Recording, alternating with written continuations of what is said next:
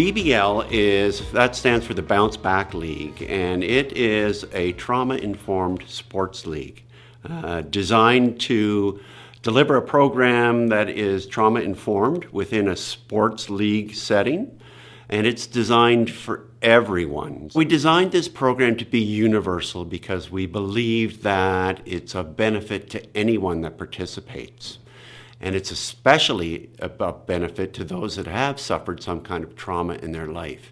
And we don't know who those children are. We can't tell when they come in the door. So this way, we give this benefit to everyone that participates. We're bringing new resources, new networks, and new community agencies all working together, encompassed in one program that's teaching children and youth new social skills, resiliency skills, and also helping them learn how they can detect the good stresses and the bad stresses in their lives and how they themselves can control it, not only physically, but emotionally and physiologically, and then also taking these social skills and embedding them in the rest of their life and any challenges that they might have. The funding from PHAC has allowed us to start this pilot project in the city of Kawartha Lakes, but also at 2 other clubs in Canada, one in Toronto and one in the Okanagan. And we're working with an agency, a consultant agency called Edgework, that has vast experience delivering sport programs throughout the world. And together, we are piloting this project, and it's a 5-year project. This program from the outside looks very much like any other sport program that you would see. But inside, there are trauma-informed practices that are throughout the program. Some of the keys are giving the kids control, because if you've experienced trauma, you have a sense of not having control. We also look at competency, so the kids learn how to develop skills and become competent. We also look at connection.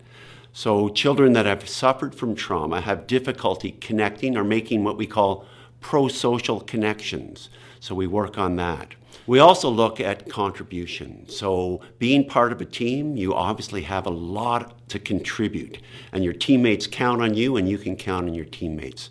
It's a safe physical and emotional space for everyone, not only the staff, but the participants, the children and their family members.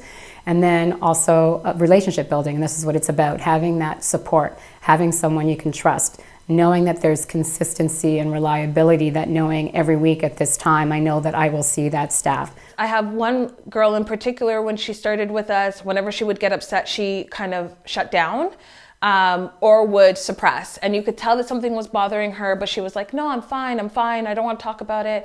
But now it's the complete opposite. She'll be like, Ikram, can you believe that this is what happened to me today, and blah blah blah. So she wants to talk about those things more and kind of like talk about the way she handled it. Throughout a couple of our sessions, actually, we talk about